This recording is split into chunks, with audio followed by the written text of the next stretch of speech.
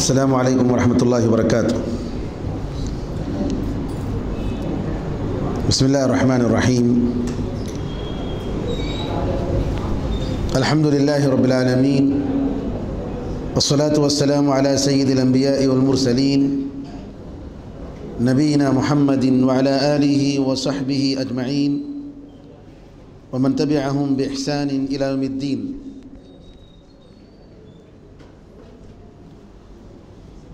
آج ہماری یہ 5ویں تاخرات ہے اور انشاءاللہ اس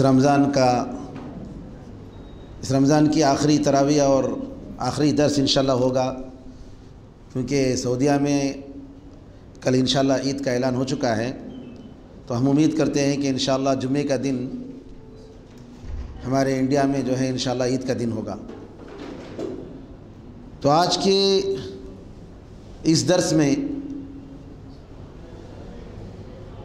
ایک مومن کی زندگی کا اہم مقصد جنت کا حصول اور دوزخ سے نجات، کسی بھی طریقے سے جنت کا مستحق ہو جائے اور دوزخ کے عذاب سے وہ نجات پا جائے۔ اس کے لیے بہتر ہوگا کہ جنت اور دوزخ کے بعض صفات اور اس کے بعض مناظر کا آج کے درس میں ہم ذکر کریں، جو قرآن میں اور صحیح حدیثوں سے جس کا ثبوت ملتا ہے۔ اللہ تعالیٰ سے دعا ہے کہ اللہ تعالیٰ ہمیں اور آپ کو جنت الفردوس نصیب فرمائے اور دوزخ کے عذاب سے نجات دے، آمین ارحم الراحمین۔ قرآن کریم میں اللہ تعالیٰ نے جنت کے بارے میں بہت ساری باتیں بتائیں اور نبی کریم صلی اللہ علیہ وسلم نے اس کی مزید تفصیلات بتائی۔ جنت کے بارے میں آیا ہے کہ جنت کے 8 دروازے ہیں، جبکہ دوزخ کے 7 دروازے ہیں، ایک دروازہ کم۔ لہا 7 ابواب لکل باب منہم جزء مقسوم، قرآن میں اللہ تعالیٰ فرماتا ہے کہ دوزخ کے 7 دروازے ہوں گے اور ہر دروازے سے داخل ہونے کے لیے اللہ تعالیٰ خاص لوگوں کو رکھا ہوگا کہ فلاں لوگ فلاں دروازے سے جائیں گے، فلاں لوگ فلاں دروازے سے جائیں گے، جماعت در جماعت کی شکل میں آئیں گے۔ اور حدیثوں میں آتا ہے کہ دوزخ کا جو نگران ہے، مالک جس کا نام ہے، وہ کبھی مسکرایا نہیں زندگی میں، کبھی ہنسا نہیں زندگی میں۔ وَنَادَوْا يَا مَالِكُ لِيَقْضِيَ عَلَيْنَا رَبُّكَ قَالَ إِنَّكُمْ مَاكِثُونَ۔ دوزخی پکاریں گے اللہ سے کہ یہ مالک جو دوزخ کا نگران ہے اس سے کہیں گے لِيَقْضِيَ عَلَيْنَا رَبُّكَ، تمہارا پروردگار ہمیں ختم کر دے، ہمیں موت دے دے، ہم یہ عذاب برداشت نہیں کر پا رہے ہیں۔ تو دوزخ کا نگران کہے گا کہ نہیں، تم لوگ یہاں ہمیشہ رہنے والے ہو، نکلنے نہیں ہو، نکلنے کے لیے کوئی جگہ نہیں، ہمیشہ کے لیے تمہیں یہیں رہنا ہے، انکم ماکثون۔ نبی کریم صلی اللہ علیہ وسلم فرماتے ہیں کہ دوزخ کو لایا جائے گا اور دوزخ کے 70,000 نکیل ہوں گے، گھسیٹ کر جو لایا جائے گا تو اس نکیل، وہ رسی جس کو پکڑ کر لایا جائے گا، وہ کتنے 70,000 دوزخ کے نکیل ہوں گے، اور ہر ایک نکیل کو پکڑ کر کھینچنے کے لیے 70,000 فرشتے ہوں گے، 70,000 فرشتے ایک ایک نکیل کو۔ اور قرآن میں اللہ تعالیٰ نے بتایا یوم نقول لجہنم هل امتلأت وتقول هل من مزید، کہ ہم قیامت کے دن جب دوزخی چلے جائیں گے، داخل ہو جائیں گے حساب و کتاب کے بعد، تو دوزخ سے ہم پوچھیں گے حل امتلاتی، کیا تم بھر گئے ہو، فل ہو گئے ہو؟ تو دوزخ کہے گا کہ حل من مزید، کیا اور بھی ہیں، اور بھی چاہیے، کافی نہیں ہے۔ یعنی جتنے لوگ داخل ہونے کے ہیں سب ہو گئے، لیکن دوزخ کا مطالبہ ہوگا کہ مزید لوگوں کو جگہ دیا جائے، میرے پاس بہت جگہ باقی ہے۔ تو حدیث میں آتا ہے فَيَضَعُ الْجَبَّارُ قَدَمَهُ، تو اللہ تعالیٰ اس وقت اپنے پیر کے ذریعے دوزخ کو دبائے گا، تو اس وقت دوزخ ایک دوسرے سے سکڑ کر کہے گا کہ ہاں ہاں بس ہے بس ہے، قط قط قط، کافی ہے کافی ہے کافی ہے۔ اور بالکل اسی طریقے سے جنت کے بارے میں آتا ہے کہ جنتی جب جنت میں چلے جائیں گے تو جگہ باقی رہے گی اور جگہ خالی رہے گی، لیکن اللہ تعالیٰ اس جنت میں خالی جگہ میں بھرنے کے لیے کچھ لوگوں کو پیدا کرے گا اور جنت میں جگہ دے گا جنت کو بھرنے کے لیے۔ نبی کریم صلی اللہ علیہ وسلم دوزخ کی آگ کیسی ہوگی اس کے بارے میں بتاتے ہیں۔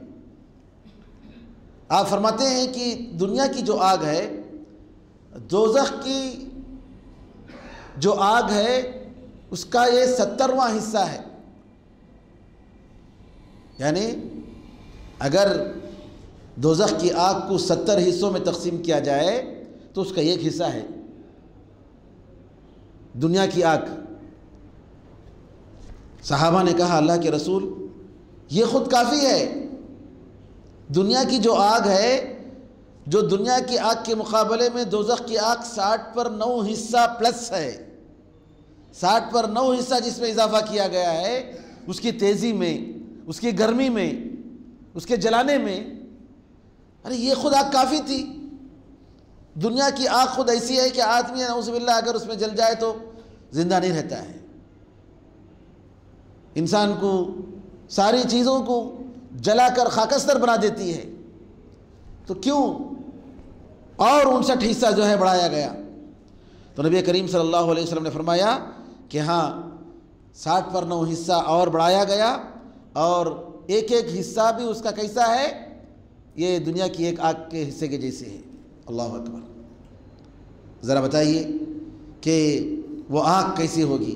ہم تھوڑی سی گرمی یہاں کی برداشت نہیں کر پاتے، تھوڑی سی آگ اگر انسان کو اگر معمولی سا کچھ لگ جائے تو کیسا تڑپ جاتا ہے، کیسے تڑپ جاتا ہے، کیا حالت ہوتی ہے۔ اللہ مجھے اور آپ کو عافیت دے، سلامتی سے رکھے۔ تو اس آگ کے بارے میں ہم کیا تصور کریں گے؟ اسی لیے بعض سلف کے بارے میں آتا ہے کہ وہ اگر ذرا بھی ان کے پاس غفلت ہوتی، اگر رات میں اگر نیند آتی اور تہجد پڑھنے کے لیے طبیعت نہیں چاہتی تو ان کے پاس شمع ہوتا، چھوٹا سا چراغ جیسا، اور شمع پر ہاتھ رکھتے، ہاتھ رکھ کر کہتے کہ برداشت کرتے ہو؟ اس آگ کو برداشت کر سکتے؟ اس کو برداشت نہیں کر سکتے تو وہ جو آخرت کی آگ ہے، دوزخ کی جو آگ ہے، اس کے مقابلے میں 60 پر 9 حصہ پلس ہے، کیسے برداشت کرو گے؟ چلو نماز پڑھو، چلو توبہ کرو، چلو اللہ کے سامنے کھڑے ہو۔ تو اس طریقے سے اپنے آپ کو وہ دنیا کی آگ میں اپنے آپ کو بتا کر کے، تپش بتا کر، معمولی سی گرمی بتا کر کہتے تھے کہ جو ہے یہ آگ برداشت نہیں کر سکتے۔ تو اے جان، اے میرا نفس، اے میرا جسم، آخرت کی آگ کو تم کیسے برداشت کر سکتے ہو؟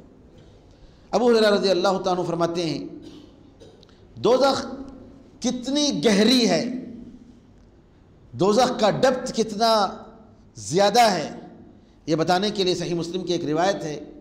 ابو ہریرہ رضی اللہ تعالیٰ عنہ فرماتے ہیں کہ ہم نبی کریم صلی اللہ علیہ وسلم کے ساتھ تھے، تو اس وقت ہم نے ایک آواز سنی۔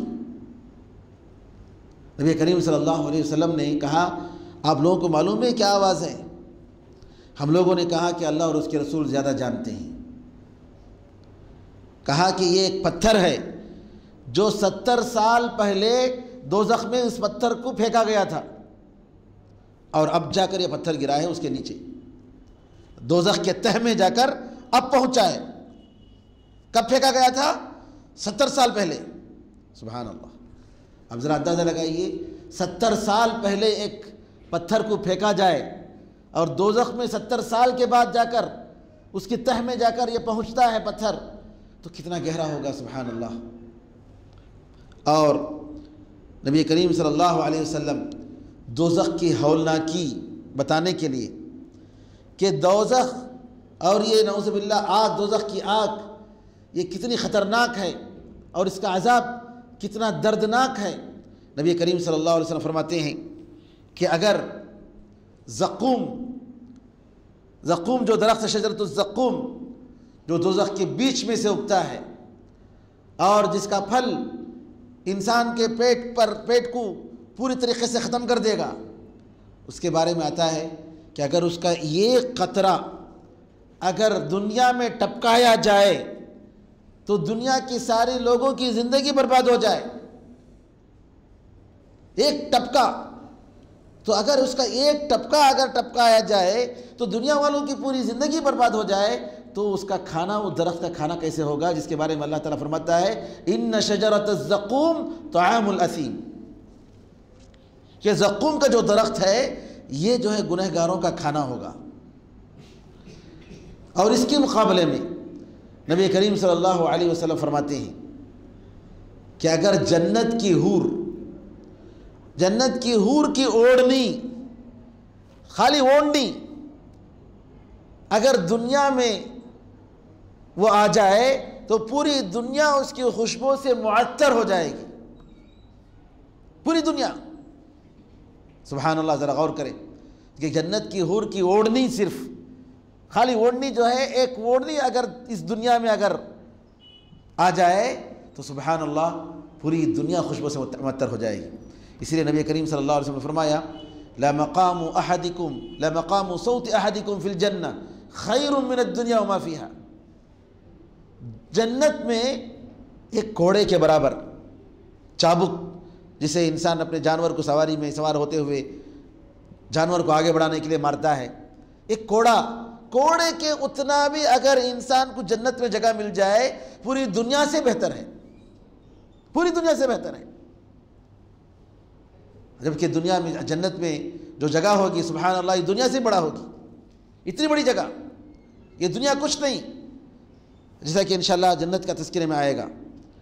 اور نبی کریم صلی اللہ علیہ وسلم فرماتے ہیں کہ دوزخ میں سب سے کم جس کو عذاب دیا جائے گا ایک شخص ہوگا جس کو آگ کے جوتے پہنائے جائیں گے، وہ چپل کی پٹیاں بھی آگ کی ہوں گی، اور وہ آگ اتنی گرم اور اتنی تیز ہوگی کہ اس چپل کی وجہ، دوزخ کے اس چپل کی وجہ سے اس کا دماغ کھولتا ہوگا اور وہ سمجھے گا کہ مجھ سے بڑھ کر عذاب میں کوئی نہیں ہوگا، حالانکہ وہ سب سے کم والا عذاب والا ہوگا، دوزخ میں سب سے کم عذاب والا۔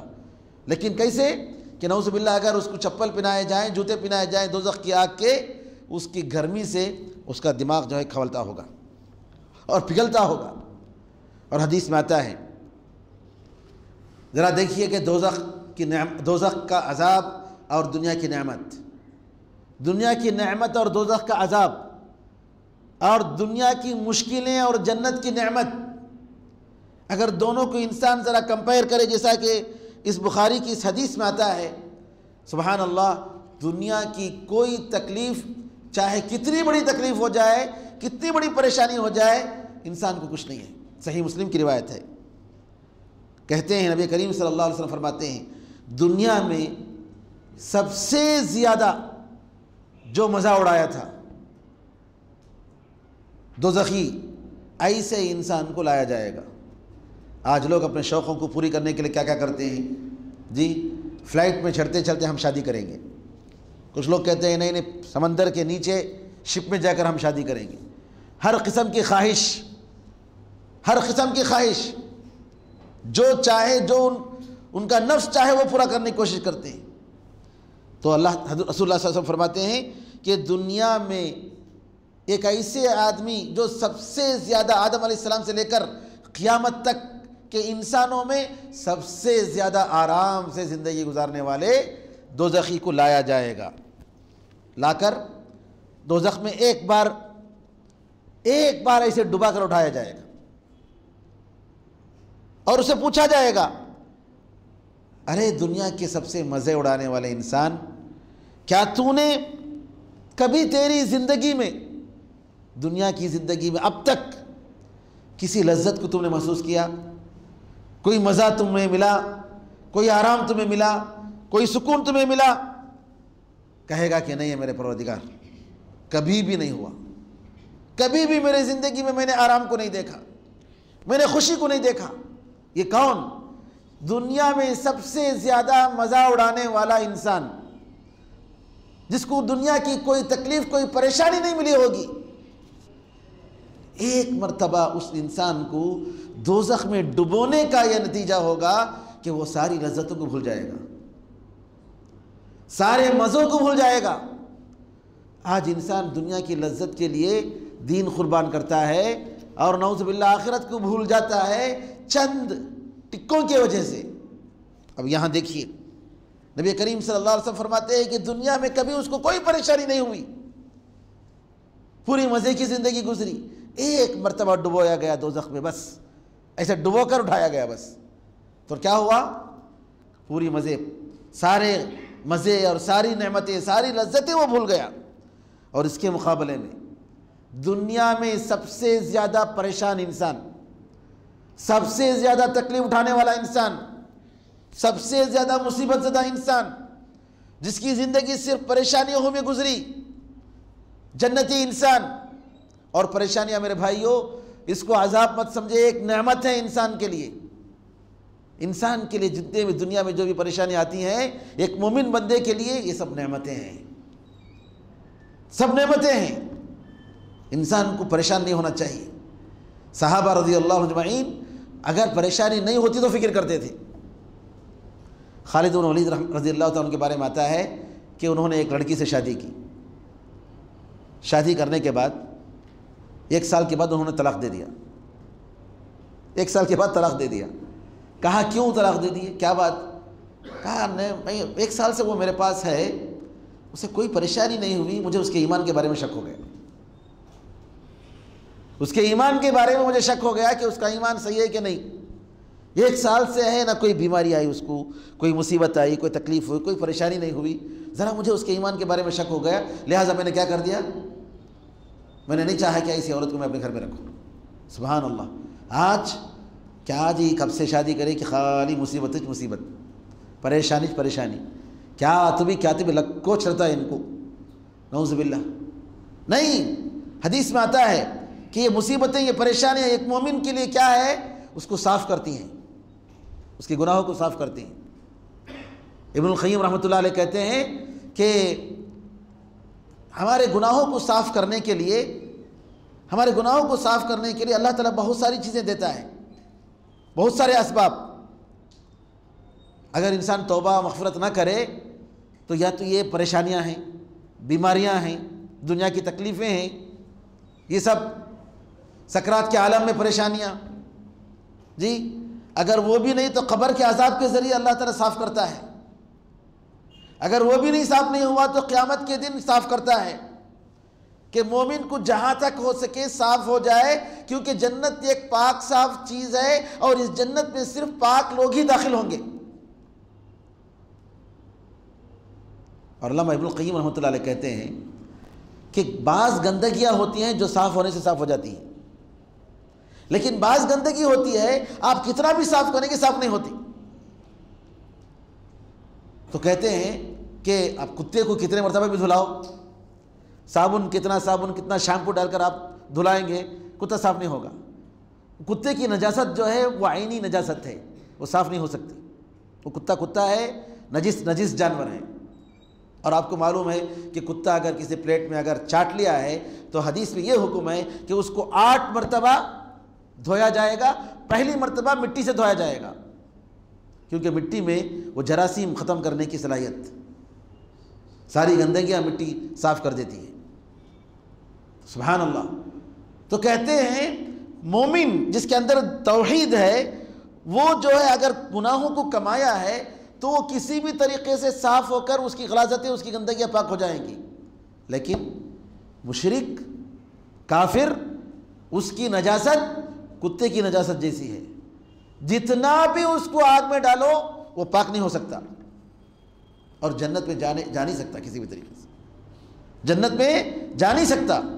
تو جنت ایک پاک چیز ہے، اور گنہگار مومنوں کو اللہ تعالیٰ چاہے تو معاف کرے، اور اگر اللہ تعالیٰ چاہے تو ان کو آگ کی بھٹی میں ڈال کر کیا کرتا ہے؟ پاک کرتا ہے، صاف کرتا ہے۔ تو دنیا کی جو پریشانیاں ہیں، جو مصیبتیں ہیں، انسان کو پریشان نہیں ہونا چاہیے، صبر کرنا چاہیے۔ اور اللہ تعالیٰ نے صبر پر جو ہے بہت بڑا وعدہ کیا ہے، بہت بڑا وعدہ کیا ہے۔ جو بھی پریشانیاں ہیں، تکلیف ہے، بیماریاں ہیں، جی مال کی قلت ہے، بزنس کی پریشانیاں ہیں، بیماریاں ہیں، فلاح ہے، پریشان ہونے کی بات نہیں۔ مومن کبھی بھی اطمینان سے رہتا ہے اور اللہ سے ثواب کی امید کرتا ہے، پریشان نہیں ہوتا ہے، اور وہ یہ سمجھتا ہے کہ اللہ تعالیٰ جو بھی کر رہا ہے میرے اچھے کے لیے کر رہا ہے۔ حدیث میں آتا ہے، نبی کریم صلی اللہ علیہ وسلم فرماتے ہیں کہ اللہ تعالیٰ نے کہا کہ اگر میں میرے مومن بندے کی دو پیاری چیزوں کو اگر میں لے لیتا ہوں تو اور وہ صبر کرتا ہے تو میں اس کے لیے جنت کے سوا کوئی اور بدلہ نہیں دیتا ہوں۔ دو پیاری چیزیں کیا؟ دو آنکھیں اگر دو پیاری چیزوں کو اگر کسی کے میں لے لیا اور وہ اس پر صبر کیا تو میں اس کے لیے جو ہے جنت کے سوا کوئی بدلہ نہیں پاتا۔ سبحان اللہ۔ تو مومن کے لیے جتنی پریشانیاں ہیں، یہ ساری پریشانیاں جو ہیں یہ اللہ تعالیٰ مومن کو پاک کرنے کے لیے کرتا ہے۔ اسی لیے علامہ ابن حجر رحمۃ اللہ علیہ کا ایک واقعہ ہے کہ علامہ ابن حجر رحمۃ اللہ علیہ جو مصر کے بہت بڑے عالم شمار کیے جاتے ہیں، اور صحیح بخاری جو مایہ ناز کتاب، اللہ کی کتاب کے بعد سب سے صحیح کتاب صحیح بخاری، اس کی شرح سب سے بہترین شرح لکھنے والے علامہ ابن حجر رحمۃ اللہ علیہ ہیں، جن کا انتقال 852 ہجری میں ہوا۔ چیف جسٹس تھے اپنے زمانے کے، چیف جسٹس، بہت بڑے عالم، اور فن حدیث میں، علم حدیث میں ان کے بعد جو بھی علماء آئے ان کی کتابوں کے محتاج، ان کی کتابوں میں جو تحریر انہوں نے جو کی اور جو تحقیق انہوں نے کی علم الرجال اور علم حدیث کے بارے میں، اس کے جو ہے ان کتابوں کو پڑھے بغیر کوئی آدمی آج کے زمانے میں محدث ہو نہیں سکتا۔ بہت بڑے عالم ماشاءاللہ، بڑی خدمت۔ ایک بار اپنے شاگردوں کے ساتھ مصر میں جا رہے ہیں، اور ایسے مصر کی گلی میں کہ سبحان اللہ، شاگرد دائیں طرف اور بائیں طرف، ان سے کوئی پوچھ رہا ہے، ان سے کوئی پوچھ رہا ہے، اور علامہ ابن حجر رحمۃ اللہ علیہ سے جی فائدہ حاصل کرنے کی کوشش کر رہا ہے۔ تو ایک یہودی پھٹا کپڑا، پراگندہ بال، پریشان، حیران، علامہ ابن حجر رحمۃ اللہ علیہ سے آ کر کہتا ہے، آپ کے نبی نے ایک بات کہی ہے، مجھے شک ہے کہ وہ بات صحیح ہے۔ آپ کے نبی نے صلی اللہ علیہ وسلم نے فرمایا، الدنیا سجن المؤمن و جنت الکافر، دنیا مومن کے لیے قید خانہ ہے اور کافر کے لیے جنت ہے۔ دیکھو تم یہاں مومن ہو اور بادشاہ کی طرح آ رہے ہو، اور تمہارے ساتھ اتنے شاگرد ہیں، پوری فوج، بادشاہ بھی سے بھی زیادہ تمہاری عزت ہو رہی ہے، اور میں دیکھو کافر یہودی ہوں، میرا کپڑا پھٹا پڑا ہے اور میری حالت خستہ حالت، کتنی بری حالت ہے، اور کیسی بھی زندگی گزار رہا ہوں، آپ کے نبی کی بات کیسے صحیح ہوگی؟ جبکہ نبی نے کہا کہ یہ قید خانہ ہے مومن کے لیے یہ دنیا، اور کافر کے لیے کیا ہے؟ جنت ہے۔ علامہ ابن حجر رحمۃ اللہ علیہ نے فرمایا، نبی کریم صلی اللہ علیہ وسلم نے بالکل سچ کہا، بالکل صحیح فرمایا۔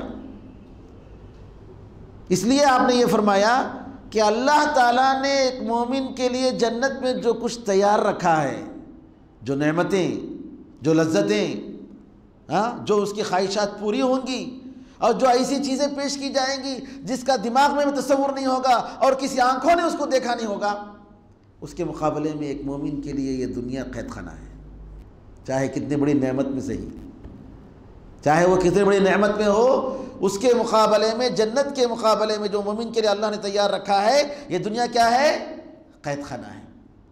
اور تمہارے لیے کافر، ایک کافر کے لیے اللہ تعالیٰ نے دوزخ میں جو عذاب تیار رکھا ہے، اس کے مقابلے میں تمہیں کتنی بھی پریشانی ہو پھر بھی یہ تمہارے لیے جنت ہے، پھر بھی تمہارے لیے جنت ہے، کیونکہ وہاں جو ہے اس سے بہت بڑا عذاب ہے، یہ کچھ نہیں ہے۔ یہ سنتا ہے تو فوراً وہ مسلمان ہو جاتا ہے۔ تو میرے بھائیوں، جنت اور دوزخ یہ یہاں کی جو نعمتیں اور دنیا کی جو نعمتیں ہیں، دوزخ کے مقابلے میں جی یہ کچھ نہیں ہے، یہ دوزخ کے عذاب کے مقابلے میں کافر کے لیے، اور دنیا میں جو پریشانیاں ہیں ایک مومن کے لیے جنت کے نعمت کے مقابلے میں کچھ بھی نہیں ہے۔ اسی لیے صحابہ رضی اللہ اجمعین کے بارے میں، جنت کے بارے میں ایسی مثالیں ملتی ہیں کہ کیا شوق ان کا کہ جنت کو کسی بھی طریقے سے ہم پالیں اور دوزخ سے کسی بھی طریقے سے ہم بچ جائیں، نجات پالیں۔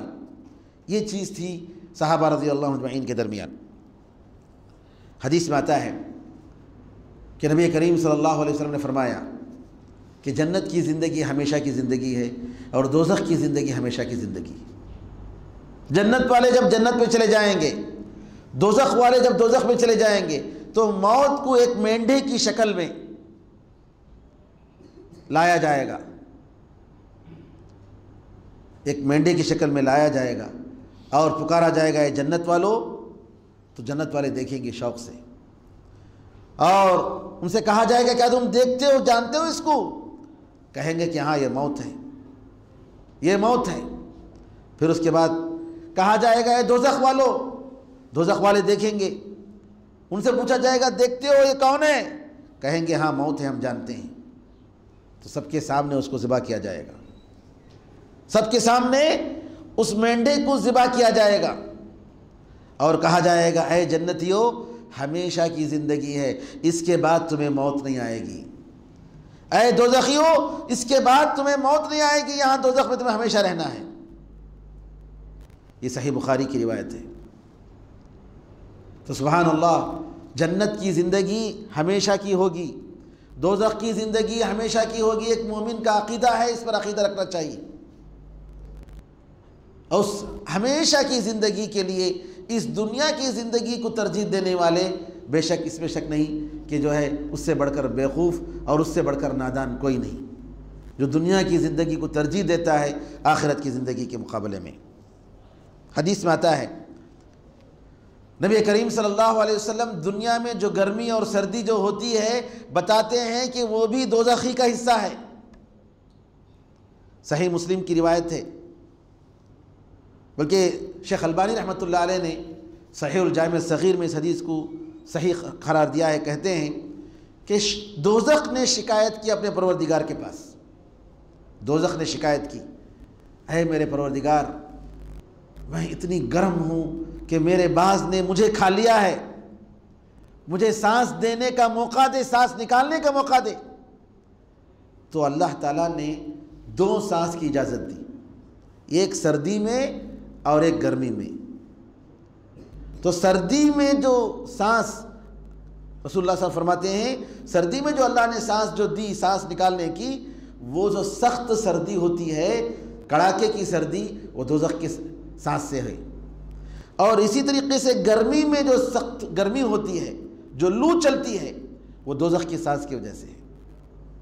دوزخ کی سانس، سبحان اللہ، صرف یہ سانس کا نتیجہ ہے کہ زبردست گرمی ہم محسوس کرتے ہیں، اور اتنی سخت گرمی کہ انسان گھر کے باہر نکل نہیں سکتا۔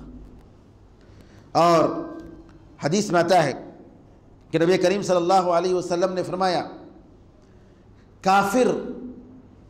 کافر کا جو داڑھ ہے، دانتوں میں جو داڑھ ہوتا ہے، قیامت کے دن کیسے ہوگا؟ احد کے پہاڑ کے برابر ہوگا، اتنا بڑا ہوگا۔ یہاں تو جو ہے 5 فٹ 6 فٹ کا آدمی ہوتا ہے، لیکن ذرا تصور کیجئے 60-70 کلو کا یہاں کا انسان، لیکن اللہ تعالیٰ کافر کو قیامت کے دن کیسی سزا دے گا کہ اس کا جو داڑھ ہے، اللہ اکبر، احد کے پہاڑ کے برابر، اور اس کا جو چمڑا ہوگا، چمڑا خالی، یہ چمڑا جو ہے 70 گز، کتنا گز؟ 70 گز، 70 گز چوڑا ہوگا، اور اس کا جو بازو ہوگا بیضا ایک پہاڑ کا نام ہے. نبی کریم صلی اللہ علیہ وسلم فرماتے ہیں کہ پہاڑ کے مانند اس کا بازو ہوگا, اور اس کی ران ورقان, وہ بھی ایک پہاڑ کا نام ہے, اس پہاڑ کے مانند اس کی ران ہوگی. اور اس کے بیٹھنے کی جگہ کیسے ہوگی؟ یہاں مدینے سے لے کر ربدہ جو ہے ایک بستی ہے, مدینے سے کئی کلومیٹر فاصلے پر, تو اتنا بڑا جو ہے اس کی جو بیٹھنے کی جگہ ہوگی, اس کی سرین, اس کا بٹیک جو ہوگا کتنا بڑا ہوگا, سبحان اللہ. یعنی تقریباً سمجھ لیجئے کہ مدینے سے ربدہ جو ہے مدینے کے باہر کا علاقہ ہے, تقریباً ایک 50-60 کلومیٹر کا فاصلہ ہے, اتنا بڑا. یہ کیوں؟ آپ ذرا تصور کریں, اتنا بڑا کیوں اس کو بنایا جائے گا؟ اس کے گناہوں کی پاداش میں, اس کے گناہوں کا مزہ چکانے کے لیے. کلما نضجت جلودہم بدلناہم جلودا غیرہا لیذوقوا العذاب. جب ان کے چمڑے جل کر پک جائیں گے تو ہم دوسرا نیا چمڑا دیں گے تاکہ وہ عذاب چکھیں. جب بھی ان کا چمڑا جل کر جو ہے بالکل پک جائے گا تو کیا کرے گا اللہ تعالیٰ؟ کیونکہ جب پک جاتا ہے تو چمڑے میں لذت یا احساس کا جو مادہ ہے وہ ختم ہو جاتا ہے, معلوم نہیں ہوتا ہے. اس لیے اللہ تعالیٰ کہتا ہے کہ بدلناہم جلودا غیرہا, ہم دوسرا چمڑا دیں گے تاکہ وہ عذاب کا مزہ چکھیں. نعوذ باللہ. اور صحیح بخاری کی روایت میں آتا ہے ما بین منکبی الکافر فی النار مسیرۃ 3 ایام للراکب المسرع. 2 کندھوں کے درمیان, دیکھیے کافر کے جو کندھے کے درمیان جو جگہ ہوگی, جو جسم ہوگا, وہ کتنا بڑا ہے؟ نبی کریم صلی اللہ علیہ وسلم فرماتے ہیں 2 کندھوں کے درمیان جو کافر کی مسافت دوزخ میں ہوگی, ایک گھوڑ سوار تیز رفتاری کے ساتھ اگر کوئی جانا چاہتا ہے تو 3 دن تک چلے گا. 3 دن تک چلے گا ایک کندھے سے دوسرے کندھے تک پہنچنے کے لیے. کافر کو اللہ تعالیٰ اتنا بڑا جسم دے گا, 2 کندھوں کے درمیان جو چلے گا گھوڑ سوار تیز رفتار, تو 3 دن تک وہ چلتا رہے گا دوسرے کندھے تک پہنچنے کے لیے. نعوذ باللہ. اتنا بڑا اس کو جو ہے اس کا جسم ہوگا. کیوں؟ اس لیے کہ میرے بھائیوں, کافر کا جو جرم ہے اللہ تعالیٰ نے اس کو پیدا کیا, وہ کچھ نہیں تھا, اشرف المخلوقات بنایا, سارے مخلوقات میں سب سے بہترین. کھانے کی جگہ کہاں رکھی اللہ تعالیٰ نے انسان کے لیے؟ کچھ جانور ہیں جن کا پیخانے کی جگہ اور پیشاب کی جگہ اور کھانے کی جگہ میں فرق نہیں ہے, زیادہ دور نہیں ہے کیا نہیں؟ کتنے کیڑے ہیں, کتنے مکوڑے ہیں, لیکن سبحان اللہ, اللہ تعالیٰ نے انسان کو کتنی عزت دی, کیسا سر, کتنے بہترین طریقے سے بنایا. لقد خلقنا الانسان فی احسن تقویم, ہم نے انسان کو بہترین ڈھانچے میں بنایا, اس کے رزق کا انتظام کیا.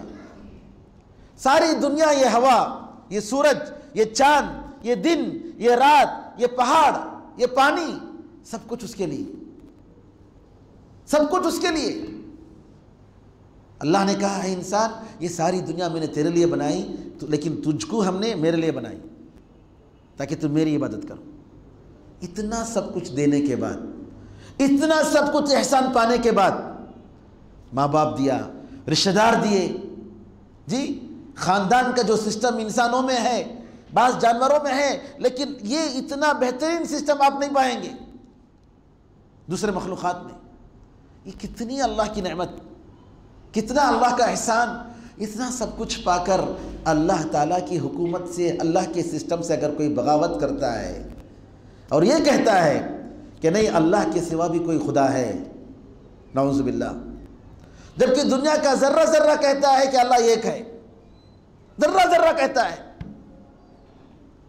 ہر ایک چیز کہتی ہے کہ اللہ ایک ہے, خدا ایک ہے, ایک سے زیادہ ہو ہی نہیں سکتا. تو کیا بتائیے کہ ایسی سزا کا وہ مستحق نہیں ہے؟ ایسا انسان جو نعوذ باللہ پوری نعمتیں گزارتا ہے، اللہ تعالیٰ کی نعمتوں پر پلتا ہے، کھاتا ہے پیتا ہے سب کچھ، وفی انفسکم افلا تبصرون، اللہ نے کہا کہ تم اپنے آپ میں غور کرو، تمہارا کیسے سسٹم اللہ نے بنایا، کیا تم غور نہیں کرتے، دیکھتے نہیں؟ اتنا سب کچھ دینے کے باوجود اگر کوئی اللہ کا ناشکرا پن اپناتا ہے، ناشکرا بنتا ہے، اللہ تعالیٰ کی عبادت صحیح طریقے سے نہیں کرتا ہے، تو کیا بتائیے کہ وہ عذاب کا مستحق ہے کہ نہیں مستحق ہے؟ بالکل مستحق ہے۔ حدیث میں آتا ہے، نبی کریم صلی اللہ علیہ وسلم فرماتے ہیں کہ گرم پانی جو دوزخیوں کے سروں پر ڈالا جائے گا، جی قرآن میں اللہ تعالیٰ نے فرمایا ذُقْ إِنَّكَ أَنْتَ الْعَزِيزُ الْكَرِيمُ، کہ چکھو کیونکہ تم بہت بڑی عزت والے تھے دنیا میں نا، تمہارا بڑا مقام تھا، تمہارا بڑا نام تھا۔ ثُمَّ صُبُّوا فَوْقَ رَأْسِهِ مِنْ عَذَابِ الْحَمِيمِ، گرم پانی، کھولتا ہوا پانی۔ تو حدیث میں آتا ہے کہ یہ جو گرم پانی جو ڈالا جائے گا، اس کی وجہ سے پیٹ میں جو بھی چیز ہوگی وہ جو ہے سبحان اللہ جوس بن کر نکل جائے گا، صرف وہ گرم پانی ڈالنے کا اثر سب نکل ختم ہو جائے گا، اتنا زبردست گرم، پھر دوبارہ اللہ تعالیٰ اس کو ویسے ہی واپس لوٹائے گا۔ اور کافر کو جی 70 گز زنجیر میں جو جکڑا جائے گا، باندھا جائے گا، 70 گز زنجیر میں اس کو باندھا جائے گا، اس کو جکڑا جائے گا۔ کیا ذلت ہوگی نعوذ باللہ اس دن، لوگوں کے سامنے، میدان محشر میں، سارے انسانوں کے سامنے، کس طریقے سے انسان کی، ایسے کافر کی، ایسے ناشکرے کی نعوذ باللہ جی اللہ تعالیٰ بے عزتی کرے گا، اور اس کو جکڑ کر اتنا بڑا گنہگار اور ملزم کی شکل میں اللہ تعالیٰ لے جائے گا۔ ذرا بتائیے، اللہ تعالیٰ ہمیں اور آپ کو بچائے، ہمیں اور آپ کو اللہ تعالیٰ اس دن عزت بخشے، اور اللہ تعالیٰ ہر قسم کے عذاب سے بچائے، آمین۔ نبی کریم صلی اللہ علیہ وسلم فرماتے ہیں دنیا میں جو لوگ تکبر کرتے ہیں، فخر کرتے ہیں، ان کو قیامت کے دن اللہ تعالیٰ یہ چھوٹی چونٹیاں جو ہوتی ہیں، دیکھے ہوں گے آپ، مکوڑے نہیں، چھوٹی چونٹیاں، چھوٹی چھوٹی چونٹیوں کی شکل میں اللہ زندہ کرے گا۔ کیوں؟ تکبر کر رہے تھے نا دنیا میں۔ نہیں، آخرت میں جو عذاب ہوگا وہ عام طور پر ایسے ہوگا، آدمی جس قسم کا جرم دنیا میں کرے گا اس جیسا اللہ تعالیٰ وہاں عذاب دے گا۔ تو دنیا میں جو تکبر کرتے تھے، اپنے آپ کو سمجھتے تھے کہ ہم بہت بڑے ہیں، چاہے علم میں ہو، چاہے منصب میں ہو، چاہے مال میں ہو، چاہے کسی اور میں ہو، تو اللہ تعالیٰ کیسے زندہ کرے گا؟ ان کو چھوٹے چھوٹی چونٹیوں کی شکل میں ان کو زندہ کرے گا، اور ایسی ذلت ان پر طاری ہوگی کہ مت پوچھئے۔ پھر اس کے بعد دوزخ میں ایک جگہ ہوگی جس کا نام بولس ہوگا، ایسی جگہ میں لے جا کر اللہ تعالیٰ کیا کرے گا؟ ان کو رکھے گا، اور وہاں پر دوزخیوں کا جو پیپ ہوگا نعوذ باللہ، وہ پیپ ان کو پلایا جائے گا، دوزخیوں کے زخموں کی پیپ۔ حدیث میں آتا ہے، شیخ البانی رحمۃ اللہ علیہ نے صحیح ترغیب میں اس کو ذکر کیا ہے، ترغیب و ترہیب میں، کہ دوزخ میں سانپ ہوں گے۔ کیسے ہوں گے؟ بڑے بڑے اونٹ کی شکل میں ہوں گے، بڑے بڑے اونٹ کی شکل میں، اور یہ ایک مرتبہ اگر وہ سانپ ڈسے گا تو اس کی گرمی کا اثر 70 سال تک وہ محسوس کرے گا۔ اور بچھو ہوں گے دوزخ میں، کیسے ہوں گے؟ خچر کے جیسے ہوں گے، اگر یہ ایک مرتبہ ڈنک ماریں گے یہ بچھو تو اس کا زہر کا اثر جو ہے 40 سال تک محسوس کرے گا انسان، 40 سال تک ایک مرتبہ ڈنک مارنے کا۔ اور حدیث میں آتا ہے، نبی کریم صلی اللہ علیہ وسلم نے فرمایا دوزخی روئیں گے، اتنا روئیں گے، اتنا آنسو بہائیں گے کہ اگر ان کے آنسو میں کشتیوں کو اگر دوڑایا جائے، بہایا جائے تو کشتیاں بہنے لگیں گی، اتنا روئیں گے۔ آنسو ہی نہیں، آنکھ سے پانی نہیں بلکہ خون کے آنسو بہائیں گے، خون کے آنسو بہائیں گے، اتنا وہ لوگ روئیں گے۔ یہ کچھ مختصر میں نے دوزخ کا ذکر کیا۔ اب آئیے جنت کا ذکر کرتے ہیں کہ جنت اللہ تعالیٰ کی کتنی بڑی نعمت، اور جنت کو حاصل کرنے کے لیے انسان کے دل میں ہمیشہ جذبہ ہونا چاہیے۔ انسان کو اللہ تعالیٰ نے ایک چیز عطا فرمائی ہے کہ جس کو وہ چاہتا ہے وہ حاصل کرنے کی کوشش کرتا ہے، شوق، اور جس کو وہ خطرہ محسوس کرتا ہے اس سے بھاگنے کی کوشش کرتا ہے، خوف۔ تو رجا اور امید اور بیم، محبت اور ڈر، یہ دونوں چیزیں انسان کے اندر موجود ہیں، اور اسی لیے اللہ تعالیٰ نے محمد صلی اللہ علیہ وسلم اور سارے انبیاء کو کہا بشیراً و نذیرا، خوشخبری دینے والا اور ڈرانے والا، دونوں چیزیں ہونی چاہیے، خوشخبری دینے والا اور ڈرانے والا۔ اسی لیے قرآن میں آپ دیکھیں گے جنتیوں کا ذکر آتا ہے، فوراً دوزخیوں کا ذکر کرتا ہے اللہ تعالیٰ، دوزخیوں کا ذکر آتا ہے پھر فوراً جنت کا ذکر کرتا ہے۔ دونوں چیزیں انسان، دو بیلنس، اور یہ چیز انسان کے دل میں ہمیشہ رہنا چاہیے، ہمیشہ۔ اور علماء یہ کہتے ہیں اہل سنت و جماعت کہ انسان، ایک مومن اپنی زندگی میں اللہ تعالیٰ کے عذاب سے ڈرنے کا جو مادہ ہے اس کو غالب رکھے، اس کو غالب رکھے زندگی میں، ہمیشہ ڈرتے رہے اللہ تعالیٰ کے عذاب سے، جنت کا شوق ہو، لیکن اس کا جو ہے کہ جذبہ کہ اللہ تعالیٰ اپنے عذاب سے مجھے بچا لے، یہ ڈر ہمیشہ کہ اللہ کے عذاب سے میں بچ جاؤں۔ لیکن سکرات کے عالم میں، موت کے وقت، مومن کو چاہیے کہ امید جو ہے اللہ تعالیٰ کی جنت کی امید، اس کو غالب رکھے، جنت کی امید کہ اللہ مجھے معاف کر دے گا، اللہ مجھے رحم کرے گا، اللہ مجھے جنت نصیب فرمائے گا۔ تو رحم، یہ امید جو ہے جنت میں داخل ہونے کی امید، موت کے وقت اس کو غالب رکھنا چاہیے۔ اور حدیث میں آتا ہے کہ انا عند ظن عبدی بی، میں، بندہ جو میرے ساتھ امید کرتا ہے تو میں اس کے ساتھ ویسا ہی رہتا ہوں۔ بندہ جس طرح میرے ساتھ جو امید رکھتا ہے، بندے کا جو گمان ہوتا ہے، انشاءاللہ اللہ مجھے کام کر دے گا، انشاءاللہ اللہ تعالیٰ مجھے دے گا، انشاءاللہ اللہ تعالیٰ مجھے یہ چیز عطا فرمائے گا، یہ میری چیز مل جائے گی۔ تو علماء کہتے ہیں کہ زندگی کے شب و روز میں، تاکہ بندہ اللہ تعالیٰ کے خوف سے، اللہ کے عذاب سے بچے، تو دوزخ کے عذاب سے ڈرنے اور بھاگنے کا یہ جو جذبہ ہے اس کو غالب رکھے۔ لیکن موت کے قریب، پریشانیوں کے وقت میں، مصیبتوں کے وقت میں اللہ تعالیٰ کی رحمت کی امید کو جو ہے، یہ جو ہے اس مادے کو زیادہ غالب رکھے۔ دونوں کی ہونی چاہیے، امید اور بیم، ڈرنا اور اللہ تعالیٰ کی رحمت کی امید کرنا۔ یرجون رحمتہ ویخافون عذابہ، جیسا کہ اللہ نے فرمایا کہ مومن کیا کرتے ہیں؟ اللہ کی رحمت کی امید کرتے ہیں اور اللہ کے عذاب سے ڈرتے ہیں۔ اس کے بجائے صوفیہ جو ہیں اللہ تعالیٰ کے عذاب کو جو ہے پورے طریقے سے بند کر دیتے ہیں، دیکھتے نہیں، وہ کیا بولتے ہیں؟ نہیں، لوگوں کو ڈراؤ نہ کو جی، لوگوں کو مت ڈراؤ، ڈرانے نہیں کچھ بھی، لوگ آپ بھاگ جائیں گے۔ تو کیا کرنا ہے؟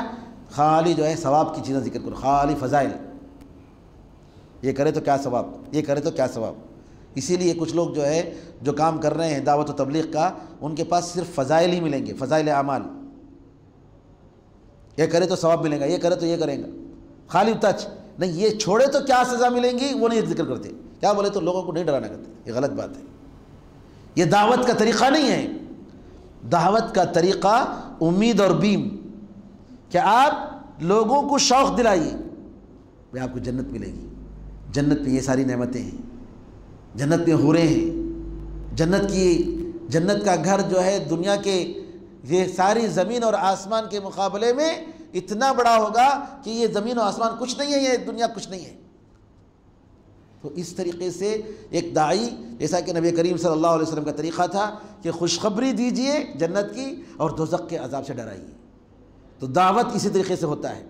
تو جو لوگ صرف لوگوں کو شوق دلا کر، فضیلت بتا کر، اور وہ بھی غلط اور جھوٹی فضیلتیں لوگوں کو دعوت دیتے ہیں، تو اس کا بڑا غلط اثر ہوتا ہے۔ نبی کریم صلی اللہ علیہ وسلم کی صحیح حدیثوں میں جو کچھ آیا ہے اور قرآن میں جو کچھ آیا وہ کافی نہیں ہے ہمارے لیے، وہ کافی ہے ہمارے لیے۔ قرآن میں جو کچھ ہے اور صحیح حدیثوں میں جو آیا ہے وہ ہمارے لیے کافی ہے، اس کے ذریعے ہم دعوت دے سکتے ہیں۔ جھوٹی حدیثوں کا یا ضعیف حدیثوں کا سہارا لینے کی ضرورت نہیں۔ اور صوفیہ چونکہ صرف اللہ کی محبت میں انہوں نے اللہ کی عبادت کی۔ دیکھیے ہم اللہ تعالیٰ سے محبت بھی کرتے ہیں اور اللہ سے ڈرتے بھی ہیں، دونوں ہونا چاہیے۔ ہم اللہ سے محبت بھی کرتے ہیں اور اللہ تعالیٰ سے ڈرتے بھی ہیں، یہ دونوں مادہ انسان کے اندر ہونا چاہیے کہ اللہ تعالیٰ سے ہم محبت کر رہے ہیں کہ اللہ نے ہم پر اتنا انعام کیا، اللہ تعالیٰ ہماری باتیں سن رہا ہے، ہماری دعائیں سن رہا ہے، ہماری دعا قبول کر رہا ہے، ہماری ضرورت پر جو ہے ہماری پریشانیوں کو دور کر رہا ہے، کتنا مہربان ہے، کتنی نعمتیں ہیں ہم پر، اور کیسے کیسے لوگ کتنے پریشان ہیں۔ تو اللہ تعالیٰ کی محبت اور اللہ تعالیٰ کا اللہ کے عذاب کا ڈر، یہ دونوں چیز ہونا چاہیے، اور اس کی رحمت کی، اس کی جنت کی امید۔ یہ تین چیزیں ہیں میرے بھائیوں، اللہ تعالیٰ کے عذاب کا ڈر اور اللہ تعالیٰ کی محبت اور اللہ تعالیٰ کی جنت کی امید۔ یہ تین چیزیں ہیں جو انسان کو نیک عمل کرنے پر ابھارتی ہیں۔ اللہ کی محبت اس کی نعمتوں کی وجہ سے، اس کی نوازشوں کی وجہ سے۔ اور یہ ایک بہت یہ دقیق بات ہے، ایک علمی بات ہے، میں نے باتوں میں ضمنی طور پر میں نے سوچا کہ آپ کو ذکر کروں، جس کو شیخ الاسلام ابن تیمیہ رحمۃ اللہ علیہ نے بڑے بہترین انداز میں بتایا کہ یہ تین چیزیں ہیں انسان کو نیک عمل کرنے اور برائی سے روکنے پر ابھارتی ہیں۔ ایک اللہ کی محبت، دنیا کی محبت سے بڑھ کر اللہ کی محبت، دنیا کی ہر چیز کی محبت سے زیادہ اللہ کی محبت۔ اب جس چیز سے محبت کرے گا، جس ذات سے محبت کرے گا، اس کو خوش کرنے کی کوشش کرے گا نہیں کرے گا؟ اس کی مرضی پر چلنے کی کوشش کرے گا کہ نہیں کرے گا؟ ہم جب دعویٰ کر رہے ہیں کہ ہم اللہ تعالیٰ سے سب سے زیادہ محبت کرتے ہیں تو ہمیں اس کے مطابق عمل کرنا چاہیے۔ دوسری چیز اللہ تعالیٰ کے عذاب کا ڈر، خوف، کہیں اللہ مجھے عذاب نہ دے دے گا، جی کہیں ایسا نہ ہو کہ اللہ تعالیٰ قیامت کے دن یہ سب سے پہلے جو ہے جن لوگوں کو دوزخ کے عذاب میں ڈالے گا اور جن کے ذریعے دوزخ کی آگ کو بھڑکایا جائے گا، ایسا تو نہیں کہ جو ہے ہم لوگوں کو نعوذ باللہ شامل کر دے۔ ڈر، ایک مومن کے دل میں ڈر ہونا چاہیے۔ کمائی سے ریاکاری تو ہم نہیں کر رہے ہیں، کہیں ہماری زبان میں کوئی غلط بات تو نکل نہیں جا رہی جس کی وجہ سے اللہ ناراض ہو جائے۔ ہماری عبادت جو ہم سستی کر رہے ہیں، کہیں اللہ تعالیٰ اس کے بدلے میں، اس کے پاداش میں ہم سزا نہ دے دے۔ تو ایک اللہ کی محبت، دوسرے اللہ کے عذاب کا ڈر، اللہ کا خوف، اور تیسرا جو ہے امید، جنت کی امید۔ یہ تین چیزیں ہیں۔ علامہ ابن تیمیہ رحمۃ اللہ علیہ فرماتے ہیں تین چیزوں میں سب سے اچھی چیز اور سب سے باکمال چیز اللہ کی محبت ہے۔ اللہ کی محبت کیوں؟ اس وجہ سے کہ مومن جب جنت میں چلے جائیں گے، دوزخ کا جو ڈر تھا وہ تو چلا گیا، جنت کی جو امید تھی وہ تو مل گئی، اب رہ گئی کیا ہے؟ اللہ کی محبت۔ یہ ختم نہیں ہوتی ہے، یہ ختم نہیں ہوتی ہے۔ یہ محبت انسان کے دل میں اگر اللہ کی محبت اگر جاگوزی ہو جائے تو سارے مشکل اس کے لیے آسان، اور اللہ تعالیٰ کی ساری تقدیر پر وہ راضی برضا ہو جاتا ہے، اور اللہ تعالیٰ کے جتنے بھی احکام ہیں اس کے سامنے سر جھکا دیتا ہے۔ اسی لیے سلف صالحین اللہ تعالیٰ نماز میں سبحان اللہ ان کو وہ لذت ملتی تھی، وہ جو ہم لوگوں کو بریانی کھائے تو جو مزہ ملتا ہے دنیا کی لذت نہیں، اس سے کہیں لذت جو ہے ان کو ملتی تھی، کہیں زیادہ نماز، کیونکہ اللہ تعالیٰ کے ساتھ ہم بات کر رہے ہیں، ہم اللہ تعالیٰ کے ساتھ مناجات کر رہے ہیں۔ بعض سلف کے بارے میں آتا ہے کہ جنگ میں جو ہے ان کو تیر لگ گئے تھے، تیر، اب وہ تیر نکالنا تھا، تیر نکالنا، اب تیر نکالتے ہوئے کتنی تکلیف ہوتی ہے آپ کو معلوم ہے۔